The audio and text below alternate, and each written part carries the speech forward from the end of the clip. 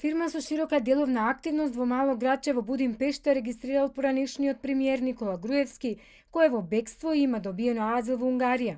Според документи објавени во Унгарскиот централен регистер на фирми, како што објави Дојче Веле, лицето Никола Груевски, роден на 31 август 1970 година од мајка Надежда Мијалкова, побарал и добил одобрение да почне бизнис со фирма чие седиште е во Пецел.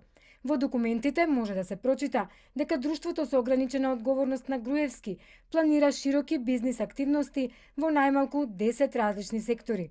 Согласно унгарските закони, фирмата ќе може да врши трговија на големо со порцелан и стакларија, како и со средства за чистење, трговија на големо со храна, пијалоци и тутун.